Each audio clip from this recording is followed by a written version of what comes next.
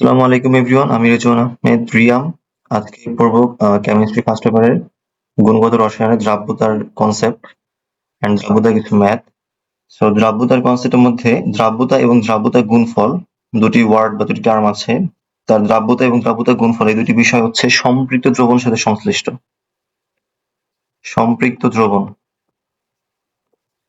So দ্রাব্যতা কি, দ্রাব্যতার গুণফল কি সেগুলো একটু পরে বুঝি। আগে দ্রবণগুলো বুঝে আসি। দ্রব্য দ্রাবক এবং দ্রবণ বুঝে আসি। দ্রব্য কোনটা? দ্রব্য হচ্ছে দ্রবণের মধ্যে যেই পার্টটা মানে মিশানো হয় আর কি। লাইক আমি যদি একটা উদাহরণ দিই, দ্রব্য, দ্রাবক এবং দ্রবণের মধ্যে, এগুলো ছোটবেলার কনসেপ্ট, তাও একটু জেনে রাখো। একটা যদি লেবুর শরবত নাও, লেবুর শরবত না, ধরো হচ্ছে একটা কি বলা যায়, চিনির শরবত নিলা। চিনির শরবতের মধ্যে কি হবে? চিনির শরবতের মধ্যে তুমি যেই পানি দিবে, চিনি দিবে, আর হচ্ছে চিনি এবং পানি, তার একটা শরবত তৈরি হবে। তো চিনির যে চিনিটা হবে আমার কি, দ্রব্য, পানিটা হবে দ্রাবক, এবং চিনির যে পানিটা বা শরবতটা সেটা হবে কি আমার দ্রবণ। তো আশা করি দ্রব্য, দ্রাবক এবং দ্রবণ সম্বন্ধে একটু আইডিয়া পেয়েছো। সো আমাদের এখন বুঝতে হবে দ্রবণ কয় প্রকার। দ্রব্য দ্রাবকের প্রকারভেদ আমাদের যাচাই করতে হবে না। দ্রব্যর অনেক প্রকার আছে, দ্রাবকের অনেক প্রকার আছে। সো দ্রাবকের প্রকারটা আমাদের কাজে লাগতে পারে কি বলা যায়, পোলার দ্রাবক, অপোলার দ্রাবক। সো সেটা পরে, সেটা এখন আমাদের এই দ্রাব্যতার ম্যাথের কনসেপ্ট আপাতত কাজে লাগবে না। দ্রব্যের প্রকার আমাদের এইচএসসি তে আপাতত কোথাও কাজে লাগবে না। সো আমাদের যেটা কাজে লাগবে এখন, দ্রবণের প্রকৃতি বা দ্রবণের প্রকার। দ্রবণ হচ্ছে ৩ প্রকার হতে পারে: সম্পৃক্ত, অসম্পৃক্ত, অধিপৃক্ত। সো সম্পৃক্ত দ্রবণ, সম্পৃক্ত, অসম্পৃক্ত, অতিপৃক্ত।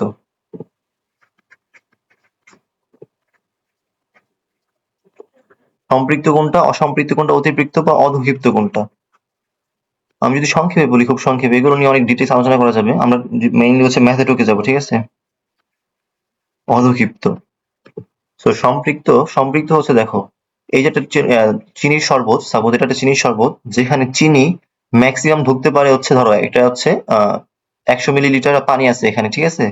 তুমি ম্যাক্সিমাম এখানে ১০০ গ্রাম চিনি দিতে পারবে। সাপোজ তুমি যদি ১০০ গ্রাম চিনি এখানে দাও, এবং সেই ১০০ গ্রাম চিনি এবং ১০০ মিলিলিটার পানি দিয়ে যে দ্রবণটা হবে সেটা হচ্ছে সম্পৃক্ত দ্রবণ। এরপর হচ্ছে তুমি ধরো হচ্ছে ১০০ গ্রাম চিনি দিতে পারতে, ১০০ গ্রাম চিনি ম্যাক্সিমাম দেওয়া যায়, তুমি হচ্ছে ৮০ মিলিলিটার বা ৮০ গ্রাম দিয়ে, ৮০ গ্রাম চিনি আর ১০০ মিলিলিটার পানি দিয়ে তুমি চিনির শরবত বানালে, সেটা হচ্ছে অসম্পৃক্ত দ্রবণ।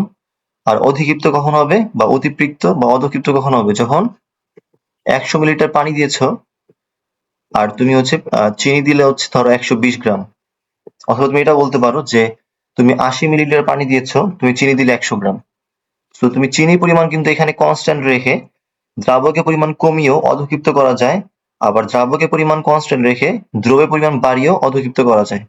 দুইটাই কিন্তু পসিবল, তাই তো? ওকে, আচ্ছা, এগুলো ছিল জেনারেল কনসেপ্ট। তো আমরা যদি এখন মেইন, আচ্ছা আচ্ছা আমরা এখন একটু এই দুটো টার্ম বুঝে আসি, যে দ্রাব্যতা কি আর দ্রাব্যতার গুণফল কি। সো দ্রাব্যতা এবং দ্রাব্যতার গুণফল বোঝার পর আমাদের বইয়ে কিছু ক্রম আছে। সো সেই ক্রমগুলো অনেক বেশি ইম্পর্টেন্ট এইচএসসি এবং অ্যাডমিশনের জন্য। আমরা সেই ক্রমতে চলে যাব, এবং দ্রাব্যতা এবং দ্রাব্যতার প্রভাবে, দ্রাব্যতা এবং দ্রাবকের উপর, দ্রাব্যতার উপর কি বলা যায়, তাপমাত্রার প্রভাব বা বিভিন্ন প্রভাবটা আমরা দেখার চেষ্টা করবো, ঠিক আছে? সেটা হচ্ছে এই সব কনসেপ্টের মধ্যে অনেক বেশি ইম্পর্টেন্ট এমসিকিউর জন্য। ওকে, এখন দ্রাব্যতা কি? দ্রাব্যতা হচ্ছে সম্পৃক্ত দ্রবণে, দ্রাব্যতার সংজ্ঞাটা অনেক সময় আসে যে সম্পৃক্ত দ্রবণে, সম্পৃক্ত দ্রবণে দ্রবের ঘনমাত্রাকে, মাত্রা, সম্পৃক্ত দ্রবণে দ্রবের ঘনমাত্রাকে, কার দ্রবের বলছি কিন্তু টার্মটা বুঝো, সম্পৃক্ত দ্রবণ, সম্পৃক্ত দ্রবণটা ইজি আছে, বাট দ্রবের ঘনমাত্রা, এখানে তুমি দ্রব বা দ্রাবক বল, দ্রবণ বা দ্রাবক বললে হবে না, ঠিক আছে? দ্রবের ঘনমাত্রাকে ওই দ্রবের দ্রাব্যতা বলে, দ্রাব্যতা বলে। এখন কথা হচ্ছে যে দ্রাব্যতা কার হতে পারে? দ্রাব্যতা মানে কি, যে কতটুকু দ্রবণীয় হতে পারে। বাংলা কথা তো এটাই বোঝা যাচ্ছে, তাই না? দ্রাব্যতা মানে যে যতটুকু দ্রবণীয় হতে পারে। সো চিনি বেশি দ্রবণীয় পানিতে, নাকি হচ্ছে ধরো আর কি বলা যায়, লাইক তেল বেশি দ্রবণীয় পানিতে? তেল কি পানিতে দ্রবণীয় নাকি তেল হচ্ছে ভেসে থাকে বলো? তেল কিন্তু ভেসে থাকে। সাপোজ তেল হচ্ছে পানিতে দ্রবণীয় না। এরপর আর কি আছে? তার কি হচ্ছে অ্যালকোহল বা ইথার, এগুলো কি পানিতে বেশি দ্রবণীয় নাকি হচ্ছে চিনি বেশি পানিতে দ্রবণীয়? এখন চিনি বেশি দ্রবণীয় নাকি লবণ বেশি দ্রবণীয়? সো এই যে কে বেশি দ্রবণীয় এই টার্মটা প্রকাশ করবো কি দিয়ে? দ্রাব্যতা দিয়ে। কি যে যতটুকু দ্রবণীয় তাকে দ্রাব্যতা বলা হবে। সো দ্রাব্যতা কনসেপ্টটা কি বা দ্রাব্যতা সংজ্ঞাটা কি? সম্পৃক্ত দ্রবণে দ্রবের ঘনমাত্রাকে দ্রবের ঘনমাত্রাকে ওই দ্রবের দ্রবের দ্রাব্যতা বলে। কারণ দ্রাব্যতা টার্মটা অবশ্যই একটা দ্রবেরই হবে। আবার এটাও বলি তোমাদের, দ্রবের যেই সংজ্ঞা এটা কিন্তু অলওয়েজ কঠিন হতে হবে না। যে দ্রব কিন্তু তোমার লিকুইড হতে পারে, দ্রব তোমার গ্যাসীয় হতে পারে। বুঝতে পারছো? লাইক এরকম না যে পানির মধ্যে অলওয়েজ কঠিন লবণ এবং কঠিন চিনি থাকবে। পানির মধ্যে অ্যালকোহল যখন দিবে তখন অ্যালকোহলটা কি তোমার দ্রব হয়ে যাবে। বাট অ্যালকোহল কিন্তু তোমার কঠিন না, অ্যালকোহল অবশ্যই কি লিকুইড। সো দ্রবের প্রকৃতি বা দ্রবের যেই কনসেপ্ট সেটা কিন্তু অলওয়েজ কঠিন বা সলিডের মধ্যে কি সীমাবদ্ধ না। ওকে, এটা ছিল দ্রাব্যতার একবারে বেসিক কনসেপ্ট। এখন আমরা দ্রাব্যতার এককগুলো একটু চিন্তা করি। আমি কি বলেছি? আমি বলেছি হচ্ছে সম্পৃক্ত দ্রবণে যে দ্রবের ঘনমাত্রা তাকে দ্রাব্যতা বলবো। তাহলে ঘনমাত্রার যে একক এবং দ্রাব্যতার যে একক তা সেম হবে অবশ্যই। তাহলে আমি দ্রাব্যতার কি কি একক বলতে পারবো? মোলার বলতে পারবো, গ্রাম পার লিটার বলতে পারবো। নতুন একটা একক যুক্ত করবো আমরা এখন, সেটা হচ্ছে গ্রাম পার 100 গ্রাম H2O। এই তিনটা একক আমরা বলতে পারবো: মোলার, গ্রাম পার লিটার, গ্রাম পার 100 গ্রাম H2O। গ্রাম পার 100 গ্রাম H2O তে কি, গ্রামটা কি, আর গ্রাম পার 100 মানে 100 গ্রাম H2O এটা কি, এখানে গ্রামটা কি, এখানে লিটারটা কি, আর এখানে তো এটাই মোলার। আশা করি জানো যে মোলার মানে কি, গ্রাম পার মানে মিলিগ্রাম পার, আচ্ছা মোলার মানে কি? মোলার মানে তো হচ্ছে গ্রাম পার লিটার, তাই না? S equals to N by V। আচ্ছা সরি, মোলার মানে তো গ্রাম পার লিটার না, মোলার মানে হচ্ছে mole per litre. Mole per litre. S equals to N by V। যখন যদি কখনো একক ভুলে যাও যে S এর একক কি কি হতে পারে, S এর একক দুইটা জিনিসের উপর নির্ভর করবে, একটা হচ্ছে N এর উপর, একটা হচ্ছে V এর উপর। সো V এর একক চেঞ্জ করবা এবং N এর একক চেঞ্জ করবা, আশা করি অনেকগুলো একক তৈরি করতে পারবা। এখান থেকে আরো একক তৈরি করা পসিবল। সো আমাদের মেইনলি হচ্ছে তিনটা একক লাগবে: মোলার, গ্রাম পার লিটার, গ্রাম পার 100 গ্রাম H2O। আমাদের মোল পার লিটার এটা লাগবে না, বাট মোল পার লিটার আর মোলার সেম কথাই, ঠিক আছে? ওকে, তো আমরা এখন দেখবো যে এই যে মোলার বা মোল পার লিটার, এটাকে মোল পার লিটার বললাম সাপোজ। এবার হচ্ছে গ্রাম পার লিটার, এরপর হচ্ছে গ্রাম পার 100 গ্রাম H2O। এখানে দ্রাবক কোনটা, দ্রব কোনটা, দ্রবণ কোনটা, তিনটা জিনিস চিনে রাখতে হবে আমাদের, ঠিক আছে? সো আমাদের গ্রাম পার 100 গ্রাম দ্রাবকে এখানে মেইনলি যে কথাটা সেটা হচ্ছে যে 100 গ্রাম দ্রাবকে 100 গ্রাম দ্রাবকে কত গ্রাম দ্রব, কত গ্রাম দ্রব দ্রবীভূত হবে। তাহলে কত গ্রাম দ্রব, তাই তো? তার মানে হচ্ছে এইটা আমার দ্রব, এটা আমার দ্রাবক। তাহলে মনে রাখতে হবে যে আমরা যখন গ্রাম পার 100 গ্রাম H2O এই এককে দ্রাব্যতা বের করব, তখন আমরা এপাশে কি নিব? আমরা 100 গ্রাম দ্রাবকে কত গ্রাম দ্রব দ্রবীভূত হয় তা বের করব। 100 গ্রাম দ্রাবকে, কখনোই দ্রবণ নিব না। তারপর আমাদের যখন বলবে যে মোল পার লিটার বা মোলার এককে দ্রাব্যতা বের করো, তখন আমরা 1 লিটার দ্রবণে কি লিখব? 1 লিটার দ্রবণে কত মোল দ্রব, কত মোল দ্রব দ্রবীভূত থাকতে পারে, এটা তো সেম। এবার আমাদের যখন বলবে গ্রাম পার লিটার, তখন আমরা কি করব? 1 লিটার দ্রবণে আবার সেম 1 লিটার দ্রবণে কত গ্রাম দ্রব দ্রবীভূত থাকতে পারে। তাহলে আমাদের তিনটা কনসেপ্ট ছিল, একটার মধ্যে দ্রাবক আসবে আর দুটার মধ্যে দ্রবণ আসবে, একটার মধ্যে মোল আর একটার মধ্যে গ্রাম। ওকে, আশা করি এককগুলো ধরতে পারছো। সো আমাদের এখন যে মেইন একবারে কি বলা যায় সবচেয়ে হট টপিক বলা যায় দ্রাব্যতার মধ্যে, সেটা হচ্ছে দ্রাব্যতার প্রভাব বা দ্রাব্যতার নির্ভরশীলতা। সো দ্রাব্যতা প্রধানত এটা কখনো কখনো ঘ নাম্বার অথবা গ নাম্বারও আসে। আমরা এত ম্যাথ করার পর দেখবা যে ম্যাথ করছো, দেন তোমার ঘ নাম্বার একটা এরকম কনসেপ্ট দিয়ে দিয়েছে, তাই তো? সো এটা অনেক বেশি ইম্পর্টেন্ট, আর আমরা অনেক স্কিপ করে ফেলি। সো দ্রাব্যতা কি? দ্রাব্যতার উপর এরকম না বলে যে, এরকম বলি যে দ্রাব্যতা প্রধানত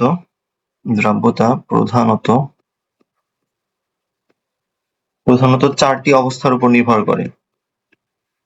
চারটি অবস্থার উপর নির্ভর করে। কি কি সেগুলো? এক হচ্ছে দ্রাবকের প্রকৃতি, এটা কিন্তু এমসিকিউ তো আসে যে নিচের কোনটির উপর দ্রাব্যতা নির্ভর করে। সো 3টা অপশন দেয়া থাকবে বা 2টা অপশন কারেক্ট দিবে, আরেকটা অপশন দিবে না। সো এগুলো অবশ্যই ভালোভাবে পড়তে হবে যে দ্রাবকের প্রকৃতি মেডিকেলও আসে, মানে খুব বেশি ইম্পর্টেন্ট এই জিনিসটা। এমসিকিউ তে দেয়, সিকিউ তে সব জায়গায় দেয়।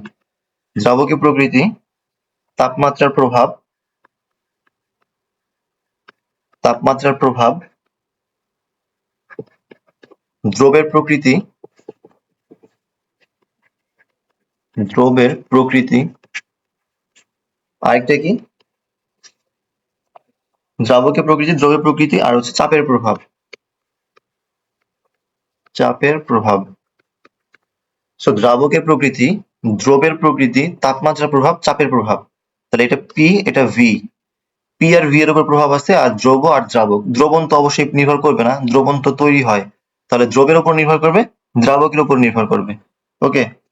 সো দ্রবের প্রকৃতি এবং দ্রাবকের প্রকৃতি এগুলো নিয়ে খুব বেশি আলোচনা করার তেমন কিছু নেই। তো আমি যদি হালকা করে একটু বলি, যে তুমি চিন্তা করতে পারো যে দ্রবের প্রকৃতির উপর নির্ভর করবে কেন, যে NaCl কি বেশি তোমার দ্রবের প্রকৃতির উপর নির্ভর করবে কেন, কারণ NaCl বেশি দ্রবীভূত হয় নাকি হচ্ছে তোমার কি বলা যায় AgCl বেশি দ্রবীভূত হয়। সো দুইটাই তো ভিন্ন ভিন্ন দ্রব, তাই না? সো কোনটা বেশি দ্রবীভূত হয়? যেটা বেশি দ্রবীভূত হয় তার দ্রাব্যতা বেশি। তাহলে দ্রবের যে প্রকৃতি, দ্রবের যে প্রকৃতি তার উপর কিন্তু নির্ভর করতেছে, তাই না, দ্রাব্যতা। ওকে, এখন দ্রাবকের প্রকৃতির উপর কিভাবে নির্ভর করে, যে আমি যদি এখন এখানে NaCl দিই অলওয়েজ, এই পাত্রেও NaCl দিলাম, এই পাত্রেও NaCl দিলাম।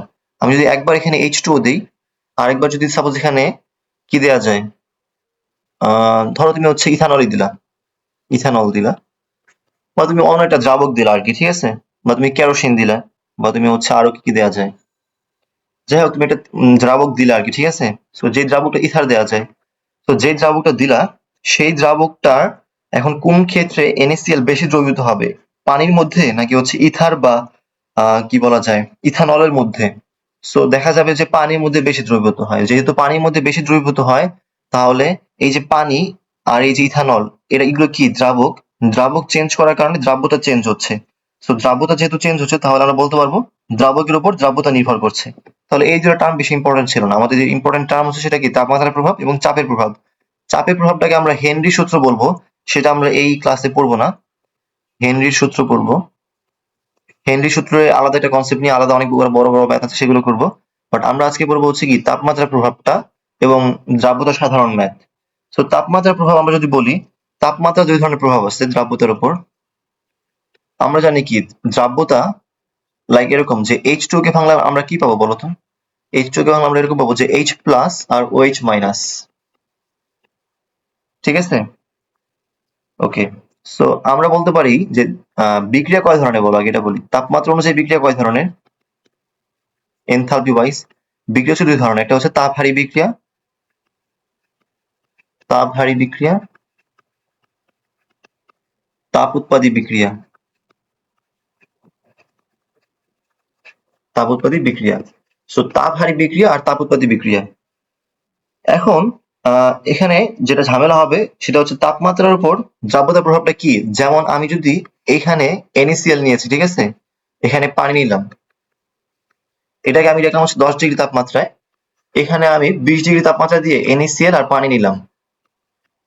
এখন আমার কথা হচ্ছে যে কোন ক্ষেত্রে দ্রাব্যতা বেশি হবে, এটা আমরা কিভাবে বুঝবো? এটা আমরা বুঝবো তাপমাত্রার প্রভাব থেকে। যে আমরা দেখব যে তাপ উৎপাদী বিক্রিয়ায়, আমি কিছু কনসেপ্ট লিখে দিই, দুইটা লাইন লিখে দিই, তাহলে এটা মনে রাখতে পারবে। যে তাপ উৎপাদী বিক্রিয়ায়, তাপ উৎপাদী বিক্রিয়ায় তাপমাত্রা দিলে বিক্রিয়া কোন দিকে যায় বলতো। তাপ উৎপাদী বিক্রিয়ায় তুমি তাপ দাও, তাহলে বিক্রিয়া পশ্চাৎগামী হয়। পশ্চাৎগামী হওয়া মানে কি, দ্রাব্যতা হ্রাস পাওয়া। এটা আমরা লাস্ট হাতে নিয়ে নিতে থেকে জানতে পারি যে তাপ উৎপাদী বিক্রিয়ায় যদি তুমি তাপ দাও, তাহলে কি হবে, পশ্চাৎগামী হবে। বিক্রিয়াটি কোথায় যাবে, কি বলা যায় পিছনের দিকে যাবে, এবং পিছনের দিকে গেলে কি হবে, দ্রাব্যতা হ্রাস পাবে। আচ্ছা, তাপ উৎপাদী বিক্রিয়া যদি তাপমাত্রা কমাও, তাহলে কি হবে, বিক্রিয়া সামনের দিকে যাবে এবং দ্রাব্যতা বৃদ্ধি পাবে। তাপ হারি বিক্রিয়ায়, তাপ হারি বিক্রিয়ায়, তাপ হারি বিক্রিয়ায় যদি তাপমাত্রা তুমি কমাও, তাহলে কি হবে, আমরা জানি তাপ হারি বিক্রিয়ায় তাপমাত্রা কমালে বিক্রিয়া পিছনের দিকে যাবে, দ্রাব্যতা কি হবে, হ্রাস পাবে। আচ্ছা, এটা তোমার মনে রাখতে কি হবে আমি জানি না, বাট আমি মনে রাখতাম যে তোমার যদি তাপ উৎপাদী বিক্রিয়ায় কি হয়, তাপ কিন্তু উৎপন্ন হয়। যে যার যা আছে তা যদি তুমি দাও তাহলে কি হবে, পিছনের দিকে যাবে। যার যা আছে তা দিলে পিছনের দিকে যাবে। সো তাপ উৎপাদী বিক্রিয়ায় তাপ আছে বা তাপ উৎপন্ন হয়, তুমি যদি তাকে তাপ দাও তাহলে সে পিছনে যাবে। আর যার যা নাই তাকে তা দিলে সে সামনে যাবে। তাহলে তাপ হারি বিক্রিয়ায় যদি তাপ দাও তাহলে কি হবে, সামনের দিকে যাবে। আর তাপ তাপ উৎপাদী বিক্রিয়ায় যদি তাপ হ্রাস করো বা তাপ কমাও তাহলে সে সামনে যাবে। এই লাইন দিয়ে মনে রাখতে পারো, আশা করি বুঝতে পেরেছো। তো দ্রাব্যতা হ্রাস পাবে কোন ক্ষেত্রে, তাপ হারি বিক্রিয়ায়। যখন তাপ হারি বিক্রিয়ায় তাপ নাই তাহলে তাপ যদি কমায় দাও তাহলে দ্রাব্যতা হ্রাস পাবে। আর তাপ হারি বিক্রিয়ায় তাপমাত্রা দিয়ে দিলে বা তাপমাত্রা বাড়ালে কি হবে, দ্রাব্যতা বৃদ্ধি পাবে। দ্রাব্যতা বৃদ্ধি পাবে।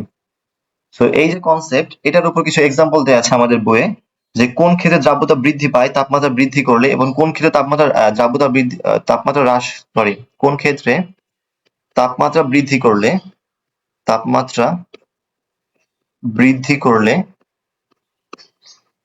দ্রাব্যতা বৃদ্ধি পায় আর দ্রাব্যতা হ্রাস পায়।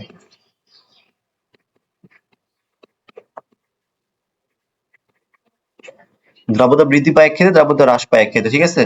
সো দ্রাব্যতা বৃদ্ধি পায় কোন ক্ষেত্রে, সেই আমাদের যে উদাহরণগুলো দেওয়া আছে সেগুলো হচ্ছে যে KNO3, এখান থেকে আমি তোমাদের মনে রাখার জন্য ট্রিক বলে দিচ্ছি। KNO3, KCl, NH4Cl, PbNO3 2, এরকম অনেক অনেক উদাহরণ আছে বইয়ে, আমি আপাতত এতগুলো লিখতে পারছি না। আমি তোমাদের যেই ট্রিকটা বলবো সেটা হচ্ছে যে পটাশিয়ামের লবণ। পটাশিয়ামের লবণ, পটাশিয়াম কি কি, KNO3, এভাবে মনে রাখবে যে এটা সিরিয়াল বানাবে, এটার জন্য পটাশিয়াম KNO3, KCl, আর কি কি আছে পটাশিয়াম দিয়ে কি কি হতে পারে, KNO3, KCl, Ki, K2Cr2O7, এরপর হতে পারে KBr, K2CO3, এগুলো, ঠিক আছে। এগুলো পটাশিয়ামে তুমি সিরিয়াল করলা। এরপর তুমি সোডিয়ামে সিরিয়াল করবা, সোডিয়াম দিয়ে কি কি হতে পারে, NaCl হবে, NaHCO3 হবে, সোডিয়াম বাইকার্বনেট হবে, সোডিয়াম ক্লোরাইড হবে, সোডিয়াম বাইকার্বনেট, সোডিয়াম ক্লোরাইড। আচ্ছা, এখানে K2Cr2O7, K2Cr O6 এটা দেওয়া হয়নি, K2Cr O6। এরপর আমাদের সোডিয়াম দিয়ে বেশি নাই, এরপর আমাদের অ্যামোনিয়া আছে। সো অ্যামোনিয়া দিয়ে কি হবে, NH4Cl হবে, ammonium chloride, NH4Cl, ammonium chloride. আর কি হতে পারে অ্যামোনিয়া দিয়ে, অ্যামোনিয়া দিয়ে অ্যামোনিয়াম নাইট্রেট হতে পারে, NH4NO3। আমি তোমাদের শর্টকাট ট্রিক বলছি, এটা দিয়ে বুঝতে পারবা, তখন হচ্ছে একটু ইজি লাগবে। এরপর কি হতে পারে, আচ্ছা KClO3 কি এখানে আসছে, KClO3, সেখানে একটা KClO3 অ্যাড করে দিই, কে দিয়ে সবচেয়ে বেশি আসতেছে আমার, তাই না, KClO3। এরপর NH4NO3 হয়েছে, KBr দিয়েছি, দেন আর কি কি আছে, আচ্ছা লেড দিয়ে দিতে হবে, PbNO3 2, PbNO3 2, পিবি দিয়ে দিলাম। কপার দিয়ে আছে, এই পাশে চলে গেলে তো বুঝতে পারবে না। কপার দিয়ে আছে, কপার দিয়ে কি আছে, কপার সালফেট।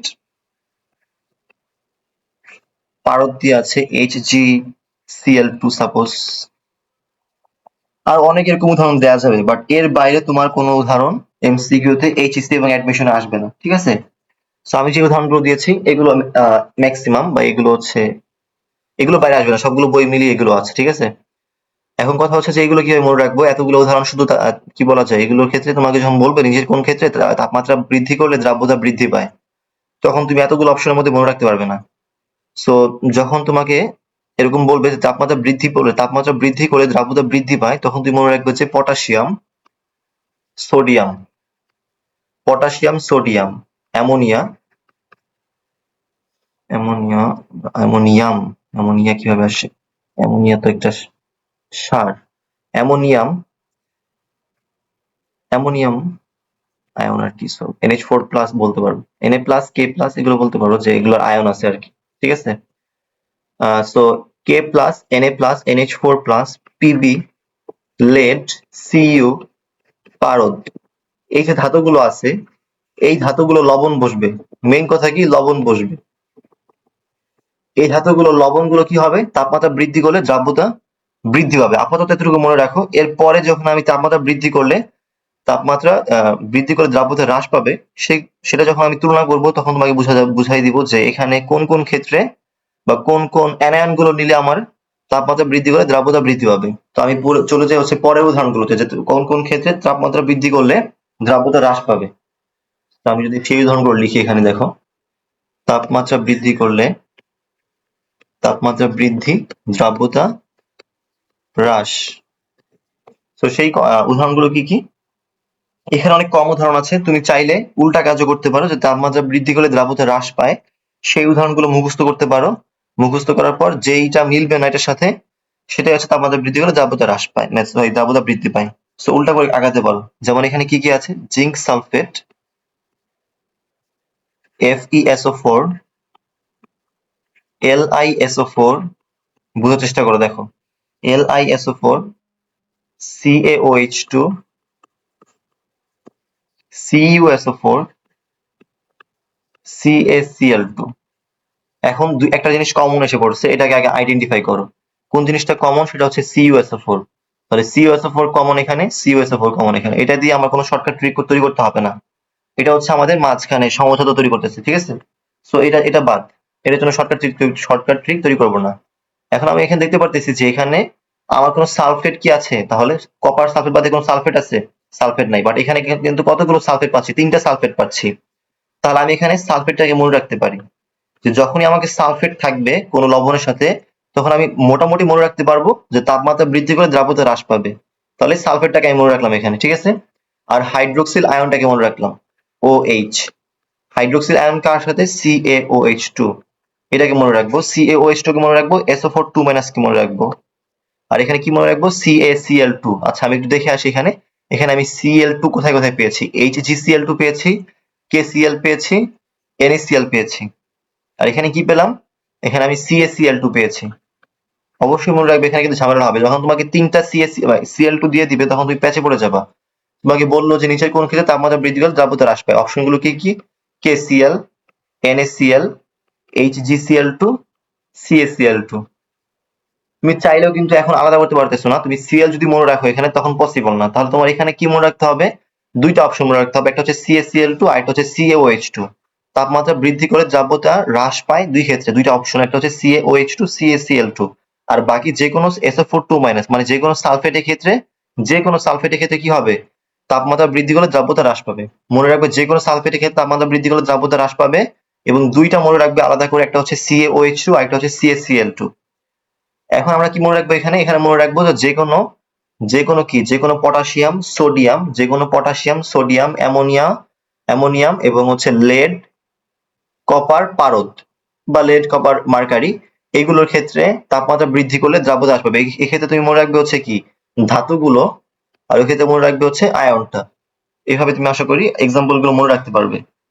তো আমাদের এখানে যে গ্রাফটা তৈরি হয়, যে দ্রাব্যতা এবং তাপমাত্রার সাথে, আমরা যদি গ্রাফটা একটু দেখি, যে তাপমাত্রা যদি বাড়াও, তাপমাত্রা বাড়াচ্ছি, এদিকে যাচ্ছি, তাপমাত্রা বাড়াচ্ছি, দ্রাব্যতা একটা ম্যাক্সিমাম পয়েন্ট ছিল, তাপমাত্রা বাড়াচ্ছি, দ্রাব্যতা কমছে। তাহলে তাপমাত্রা বাড়াচ্ছি, দ্রাব্যতা কমছে, এটা কি? এটা হচ্ছে আমাদের তাপমাত্রা বাড়ালে দ্রাব্যতা যদি কমে তাহলে এরকম গ্রাফ হবে। আর তাপমাত্রা বাড়ার সাথে দ্রাব্যতা যদি বাড়ে তাহলে কেমন গ্রাফ হবে? লাইক এখানে একটা দ্রাব্যতা তো তার থাকবেই, সেখান থেকে সেটা কি করবে? বাড়তে থাকবে। তো তাপমাত্রা বাড়ালে দ্রাব্যতা যদি বাড়ে তাহলে গ্রাফ হবে এরকম, এইটা। আর তাপমাত্রা বাড়ালে দ্রাব্যতা যদি কমে তাহলে গ্রাফ হবে এইটা। অলওয়েজ কি হবে? একটা আদি দ্রাব্যতা থাকবে সবারই। কেউ তো আর দ্রাব্যতা জিরো হয় না। আমরা যদিও দেখি যে কেউ কেউ হচ্ছে কখনোই মিশে না বা কখনোই দ্রবীভূত হয় না, বাট তাও অনুপরিমাণ বা কিছু না কিছু তো দ্রবীভূত হয়। তো তার কিছু মানে টেন্ডস টু জিরো হলেও কিছু পরিমাণ তো দ্রাব্যতা আছেই, তাই না? জিরো দ্রাব্যতা তো কিছু নাই পৃথিবীতে। ওকে, এখন আমাদের কিছু লবণ আছে, যে লবণগুলোকে দেখো, যে লবণগুলোর মধ্যে আমাদের আছে হচ্ছে Na2SO4, Na2SO4, 10H2O। সো এই লবণটার ক্ষেত্রে কি হয়? এই লবণটার ক্ষেত্রে একটা ফিক্সড তাপমাত্রা পর্যন্ত দ্রাব্যতা বাড়ে, পরে দ্রাব্যতা কমে যায়। একটা ফিক্সড তাপমাত্রা পর্যন্ত কি হয়? দ্রাব্যতা বাড়ে, পরে দ্রাব্যতা কমে যায়। সো এরকম আরো লবণ আছে, সেগুলো আমাদের বইয়ে নাই, সেগুলো আমাদের সিলেবাসে আলোচনা করা হয় নাই। যেমন তুমি এইসব লবণ চিন্তা করতে পারো, যে CaCl2, 6H2O, CuSO4, 5H2O। ঠিক আছে? সো এইগুলোর জন্য আমাদের একটা তাপমাত্রা কনসেপ্ট তাপমাত্রা কি বলা যায় তাপমাত্রা আহ কি বলা যায় তাপমাত্রার কনসেপ্ট আনতে হয়, সেটা হচ্ছে পরিবৃত্ত তাপমাত্রা। পরিবৃত্ত তাপমাত্রা, যেই তাপমাত্রার আগে দ্রাব্যতা বাড়বে অথবা কমতেও পারে, কখনো কখনো হয়তো তাপমাত্রা কমছে এই লবণগুলোর ক্ষেত্রে হয়তো বাড়বে, বাট অন্য লবণের ক্ষেত্রে কমতেও পারে। সো যে তাপমাত্রা মানে দুইটা একটা একটা ফিক্সড তাপমাত্রা, মানে একটা এরিয়া তাপমাত্রা, যে তাপমাত্রা আগে এখানে বাড়বে বা কমবে, এখানে অন্যটা হবে, এখানে বাড়লে এখানে কমবে, এখানে কমলে এখানে বাড়বে। সো সেই তাপমাত্রা আমরা কি বলবো, পরিবৃত্ত তাপমাত্রা। ওকে, সো আমরা এখন যদি গ্রাফটা চিন্তা করার চেষ্টা করি, যে কপার সালফেট CuSO4 5H2O, যেটা আমাদের বই দেওয়া আছে, সেই যে গ্রাফটা সেটা কেমন হবে। So, আমাদের বই দেওয়া আছে এখানে তাপমাত্রাটা হবে 32.4, এটা সব ক্ষেত্রে সেম হবে না, কপার সালফেটের জন্য সেম হচ্ছে, কপার সালফেটের ক্রিস্টালের জন্য আর কি সেম হচ্ছে বলতে 32.4 হচ্ছে আর কি, বাট দেখবা যে অন্য ক্ষেত্রে 36 39 এরকম হতে পারে। তো বিভিন্ন লবণের জন্য বিভিন্ন রকম হবে, তাপমাত্রাটা ভ্যারি করতে পারে, বাট গ্রাফটা এই রেঞ্জেরই হবে, মানে এরকম টাইপের হবে। দেখো গ্রাফটা কেমন হবে, তোমাকে তোমাকে যদি যেহেতু বলেছি আগে, যেহেতু তাপমাত্রা, দেখো আগে গ্রাফগুলো দেখে আসি, যে তাপমাত্রা যদি বাড়ে এবং তাপমাত্রা বাড়লে দ্রাব্যতা যদি বাড়ে, তাহলে গ্রাফ কেমন হবে, এরকম হবে। তাহলে আমি যদি তাপমাত্রা বাড়াই এবং দ্রাব্যতা বাড়াই, প্রথমে তাপমাত্রা বাড়তেছে, দ্রাব্যতা বাড়তেছে, সাপোজ এরকম হলো। এখন তাপমাত্রা যদি কমে, দ্রাব্যতা যদি কমে, তাহলে গ্রাফ কেমন হবে, এরকম হবে। তাহলে আমি কি করব, এখান থেকে এভাবে করে দিব। তাহলে তাপমাত্রা বাড়তেছে, দ্রাব্যতা বাড়তেছে, তাপমাত্রা বাড়তেছে, দ্রাব্যতা কমতেছে। তাহলে একটা লবণের মধ্যে দুইটা নেচার পাওয়া যাচ্ছে। ওকে, সো এখানে আরো ডিটেইলসে ব্যাখ্যা করা যেত, আমি খুবই সংক্ষেপে বলে যাচ্ছি কারণ আমার মেইন টার্গেট হচ্ছে ম্যাথে ঢুকে যাওয়া। সো দ্রাব্যতার কনসেপ্ট থেকে এই কনসেপ্ট গুলো আশা করি আসতে পারে, এবং একবারে কি পয়েন্ট গুলো যেখানে যেখানে আসে সেখানে সেখানে পরে পড়িয়েছি। সো এক্সট্রা কোনো ইনফো না দিয়ে ট্রাই করলাম। ওকে, আচ্ছা আমরা এখন চলে যাচ্ছি ম্যাথে। সো দ্রাব্যতার ম্যাথে আমরা দ্রাব্যতা যদি একবারে বেসিক ম্যাথ করি, একটা ম্যাথ মানে যদি লিখে দেখি, লিখে বলি যে 40 ডিগ্রি তাপমাত্রায় বা 40 ডিগ্রি সেলসিয়াস তাপমাত্রায়, 40 ডিগ্রি সেলসিয়াস তাপমাত্রায় কোনো দ্রবের দ্রাব্যতা, আমি একটু সংক্ষেপে লিখবো ম্যাথগুলো, কোনো দ্রবের দ্রাব্যতা 80, দ্রাব্যতা 80 দেয়া আছে। তোমাকে বললো যে দ্রাব্যতা 80 হলে ওই তাপমাত্রায়, ওই তাপমাত্রায় এটা লিখতে হবে না, ওই তাপমাত্রায় 1 কেজি, 1 কেজি বোঝার চেষ্টা করো, 1 কেজি সম্পৃক্ত দ্রবণ, সম্পৃক্ত দ্রবণ তৈরি করতে, সম্পৃক্ত দ্রবণ তৈরি করতে কত গ্রাম, কত গ্রাম, কত গ্রাম দ্রব এবং দ্রাবক লাগবে, দ্রব এবং দ্রাবক লাগবে। ম্যাথটা আশা করি তোমরা পারবে। চিন্তা করো, দ্রাব্যতার আমি সূত্রই পড়াইনি, বাট দেখো দ্রাব্যতা আমি বলে দিচ্ছিলাম, দ্রাব্যতা মানে ঘনমাত্রা, এই দ্রাব্যতা মানে ঘনমাত্রা, এই ঘনমাত্রা দিয়ে কনসেপ্টটা, ঘনমাত্রার কনসেপ্ট দিয়ে চিন্তা করলে ম্যাথটা কিন্তু পারা পসিবল। তোমরা একটু চিন্তা করো এবং নিজের ট্রাই করো, দেন নেক্সট আমার ভিডিওটা দেখো। তোমার দ্রাব্যতা যদি দেয়া থাকে সাপোজ হচ্ছে 20, তখন তুমি কি বলতে পারো, তুমি বলতে পারো যে এটাকে 20 কে কি বলতে পারো, 20 মোল পার লিটার বলতে পারো। তুমি এই দ্রাব্যতা 20 থেকে লাইনটা কিভাবে লিখবে সেটা আমি শেখাচ্ছি, ঠিক আছে। সো 20 মোল পার লিটার বলতে পারো, 20 গ্রাম পার লিটার বলতে পারো, 20 গ্রাম পার 100 গ্রাম H2 বলতে পারো, 20 গ্রাম পার 100 গ্রাম H2 বলতে পারো, তাই তো। সো 20 মোল পার লিটার, 20 গ্রাম পার 20 গ্রাম পার লিটার, 20 গ্রাম পার 100 গ্রাম H2O। সো এটা থেকে কি লেখা যায়, এটা থেকে লেখা যায় না যে 1 লিটার দ্রবণে, 1 লিটার দ্রবণে 20 মোল দ্রব আছে বা 20 মোল সামথিং কিছু আছে, যেটা হচ্ছে দ্রব। এখান থেকে কি বলা যায় যে 1 লিটার দ্রবণে 20 গ্রাম দ্রব আছে, এটা বলা যায় না, এটা হচ্ছে গ্রাম, তাই তো। আর এখান থেকে কি বলা যায় যে 100, দেখো এখানে কোথায় আছে 100 গ্রাম, এই যে 100টা নিচে আছে, তাহলে বলা যায় 100 গ্রাম দ্রাবকে, আর এখানে কিন্তু 1 ছিল নিচে, তাই না, 1 লিটার ছিল, 1 লিটার ছিল, আর এখানে 100 গ্রাম দ্রাবক আছে। সো 100 গ্রাম দ্রাবকে 20 গ্রাম দ্রব আছে, এটা বলা যায় না। সো আমি বারবার সরি হচ্ছে ভুল বলতেছিলাম। আচ্ছা 100 গ্রাম দ্রাবকে 20 গ্রাম দ্রব আছে, তাই তো, এই লাইন থেকে এটা বলা যায়। তাহলে আমাদের যে দ্রাব্যতা দেয়া আছে সেটা কি 80 দেয়া আছে না। সো 80 থেকে আমরা কি বলতে পারি যে 100 গ্রাম দ্রাবক H2O তে, 100 গ্রাম দ্রাবকে বা 100 গ্রাম H2O তে আমার দ্রব আছে কতটুকু, 80 গ্রাম।